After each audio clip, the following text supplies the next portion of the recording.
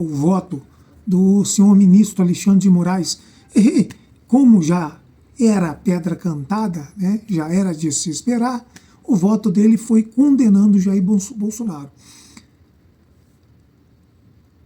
atropelando toda e qualquer defesa, todo e qualquer argumento. Isso aí é um teatro, né? Já estava escrito, a sentença já havia sido anunciada, tá? Só foi feito isso aí para maquiar a coisa, né? Mas é aquilo que a gente já estava esperando, né? Vejam aí.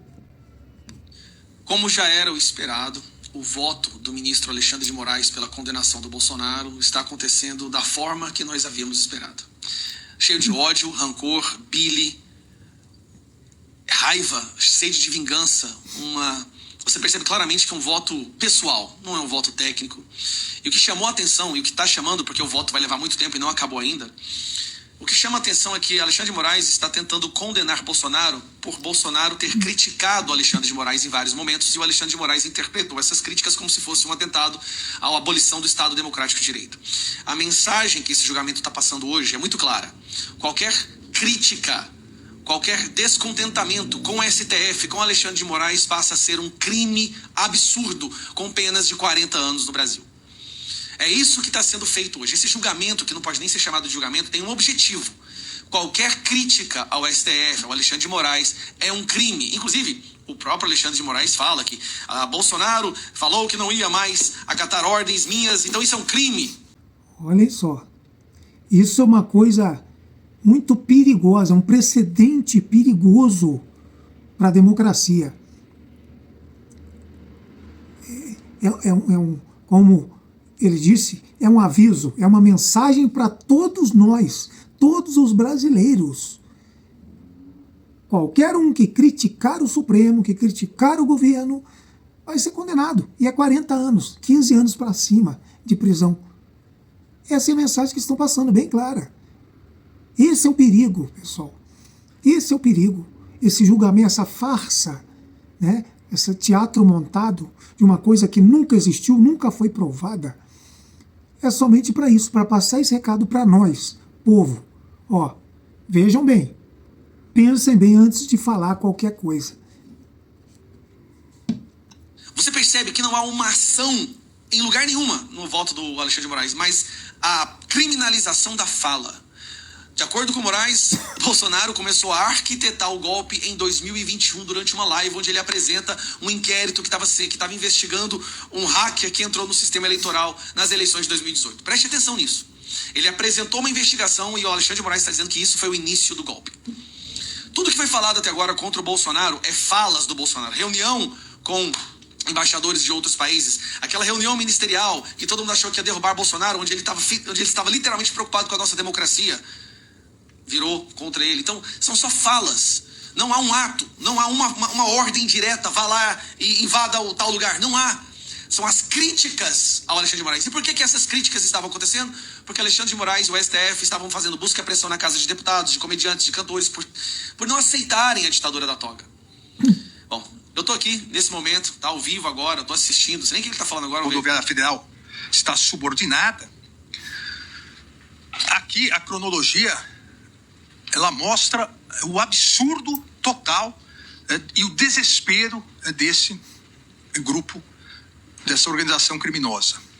A partir de inúmeras conversas que estão documentadas nos autos, reuniões e troca de informações, sob a coordenação e determinação de Anderson Torres, Marília Ferreira de Alencar solicitou a Fernando de Souza Oliveira, solicitou boletins de inteligência, a feitura de boletins de inteligência num primeiro momento, onde cada candidato havia tido mais de 75% dos votos em determinado município. Presta atenção. Pediram uma averiguação de lugares onde pessoas tiveram muitos votos para ver se realmente isso condiz com a realidade. Virou crime. Eu botei numa parte aleatória agora, tá? E tá ao vivo. Eu ponho no mudo. Esses boletins tá ao vivo. Foram feitos. Pediram uma averiguação, uma certeza de que a votação foi transparência. Virou crime. Alexandre de Moraes está criminalizando isso.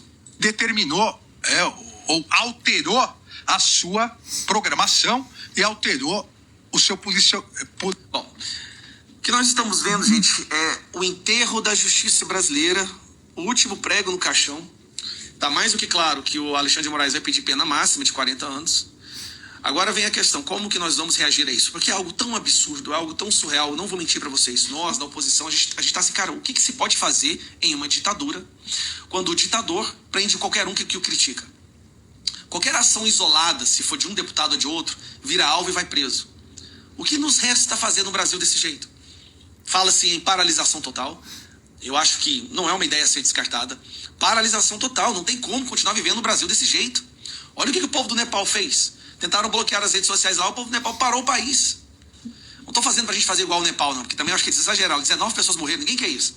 Mas é impossível continuar vivendo num país onde criticar a autoridade virou crime. Pelo amor de Deus. Bom, passo, anistia já, são 2 passos que eu vejo aqui. Anistia já, nós temos que continuar pressionando pela anistia. E 2, CPMI da Vaza Toga. Uma CPMI real, verdadeira, para investigar o que aconteceu em 2022, depois das denúncias e provas apresentadas por várias pessoas, inclusive Tagarferro. Agora, não sei o que eu faço, cara. Eu fico ouvindo os comentários, vocês têm que fazer alguma coisa, vocês têm que fazer alguma coisa. Cara, a gente está tentando fazer tudo. Ninguém dorme, eu nem tenho unha mais na minha mão. Isso aí, pessoal. Esse é o caminho que nós estamos seguindo, que o Brasil está tomando. O caminho da ditadura. Estão calando todos que são contra eles. Pessoal, ainda, os desavisados ainda falam, ditadura militar. Eu peguei um pouquinho da ditadura militar. E se você conversar com as pessoas de bem que viveram a ditadura militar, conversa com eles. Eles vão dizer que não houve ditadura. Pessoas de bem não tiveram problema nenhum. Só criminosos, bandidos, comunistas foram perseguidos. E são exatamente esses que estão aí no governo fazendo tudo o que estão fazendo agora. Né? Tem ladrões, tem subversivos, tem assaltante de banco, assaltante de trem, golpista, roubando dinheiro público. Tem todo tipo de pessoa. Isso sim é uma organização criminosa. Agora, seu Alexandre de Moraes chamando o Bolsonaro e as pessoas que ele envolveu na suposta trama de organização criminosa, faça-me o favor. O que é isso que está no governo aí? Esse bando, um descondenado e vários outros também descondenados, retirados da cadeia por esse camarada aí. E está tudo aí no governo, rindo da nossa cara. Isso está tudo certo. Isso não é organização criminosa. Isso são pessoas de bem. Né? Nós, povo de bem, trabalhadores, nós somos os criminosos. Nós temos que ficar quietos e aguentar o que eles estão falando. Isso é o que está virando o Brasil, pessoal. Acordem.